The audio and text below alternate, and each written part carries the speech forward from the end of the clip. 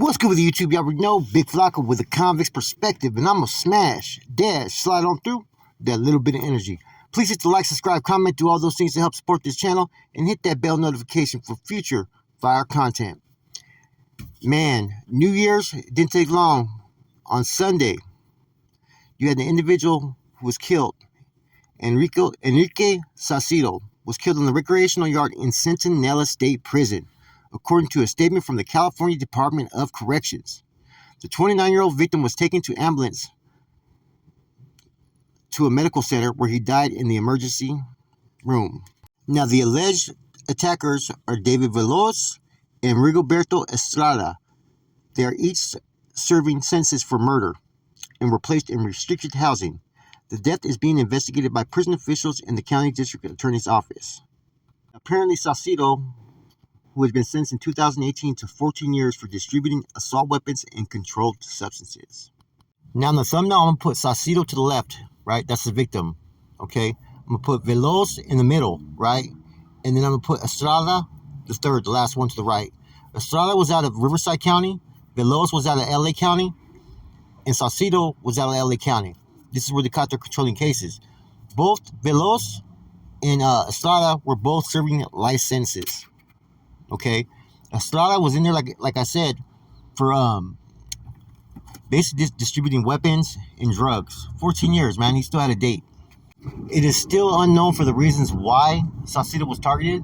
I'm just looking at the picture, and at first glance, I don't mean to stereotype. He doesn't look like your typical gang member from down south, though, does he? You know, so maybe he was a resident, you know, that got locked up and started to ride with a SUV car. I don't know. But with that comes expectations. With any of these cars, the Norteño cars, the Sureño cars, Bicep car, anything, right? And now, the thing is, a lot of stuff that transpires amongst the Sureños, right, it's either going to be usually drug-related or something that has to do with the streets. Always, right? You disrespect the wrong one, you didn't pay your taxes, and then maybe a fellow Emero has you under their wing, they fall off. Who knows, man? It could be for a variety of reasons. As opposed to the Norteños, when they hit their own, lately it's been more over freelancing drugs or cell phones, getting caught up in that fashion. Now, I was hoping 2024, maybe we're not going to have as many prison killings this year, right? There'll be less murder, less violence, right? First week already of murder, man. That's all it took was 1 week, man. Prison violence and prison murder has been like this for like the last, literally 6 years. Since 2018, we've seen a trend. I don't think we've seen it instantly after the end of all hostilities came about, right? I think everybody was trying to get used to each other and was more focused on what, you know, being on the yard was going to be like with the big homies out there from both sides. And I think now everybody's pretty much gained their comfort zone, and every day it's about whatever business they have to tend to. Now, when you plan to take someone out like they do, they have to look into every situation. Now, the only time they will ever rush to have someone hit is if it needs to happen because there's a breach in security and the person's a threat. Otherwise, they're going to look at all the different type of scenarios. They're going to try to make sure everybody goes to canteen, commissary for a little bit, make sure the visits are knocked out the way. Then they're going to probably try to execute that to where they're going to be on minimal time of lockdown. You know, nowadays they don't lock you down like they used to for fucking 9 months, a year. Nowadays, it could be days up to weeks. That's about as much as you're going to be locked down. So they have to take into account all those things, and that's how they've been working all these hot ones. That's why sometimes you'll see hot ones on prison yards by different groups that happen just days apart because everybody has a similar way of planning their functions. Now, one thing that stands out in the hits I've seen recently by the Southsiders, right? And you guys can go back and look over them. The individuals that are partaking in these hits, they're older, they're more seasoned. They're not some young kid that's in their 20s. You know, look at these guys. I think they were, 39 and 45 that partook in this hit. On the north side, that's very rare. They're sending kids that are 22 to 25, young soldados. These are grown men on the south side, right, that are partaking in these hits. Now, I don't know if this is for strategic purposes, right, or if it's just, hey, it was their call to do it.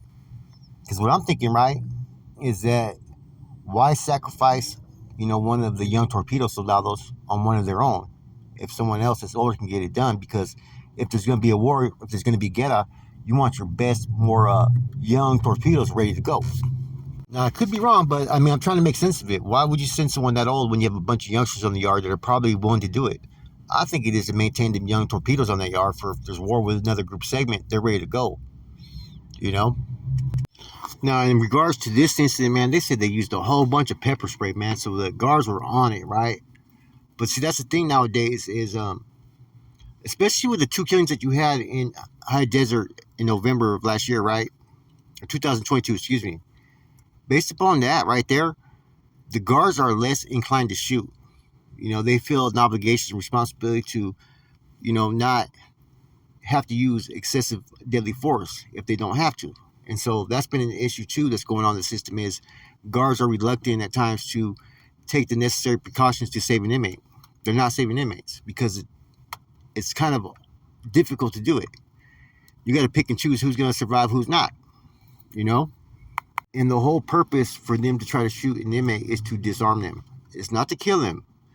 And if you just veer off a little bit, you're off and you're shot, could account for an inmate's death. And I think no correctional officer wants to have that on their conscience. I know back in the days, they used to love to shoot inmates, right? But I think you got a new wave of officers that are pretty much hired with a whole different agenda in mind. If that makes any sense. Anyways, man, it's hard. Like I said, anytime I get these reports, unless I have a direct line to someone at that facility, sometimes the information doesn't come till later. And in this case, it's really not knowing exactly what happened, man. Now, I know we've been talking about the different reasons why people get murdered in prison, right? Drugs, cell phones, disrespect, whatnot, stuff on the streets. How can we prevent it? The only thing that's going to prevent it is this. If motherfuckers stop doing stupid shit. That's all there is to it. Some people feel like, okay, I don't have to listen to this person. I don't have to do this. I don't have to do that. So they just go on about their program doing whatever they want to do. The game does not work that way. And like I said, man, we've all talked about the different reasons why people get killed in prison, right? As we know, drugs, debt, disrespect. But we're not talking about solutions, man. The only thing I could tell you about solutions, right, when it comes to this is don't make stupid decisions. Don't involve yourselves in certain business ventures, Because if you owe money, it does not matter if it's only $20. If you've done it enough times, it's going to be looked at as a means of disrespect. See, it's all about respect in there, man. And it's not about what you do, it's how you do it sometimes, man. Always remember that. It's not what you do, it's how you do it. With that said, man, another young man lost his life. I don't know the details, but we all know how prison operates for the most part, man. With that said, your boy Flacco, a Convict's Perspective. I'm gone.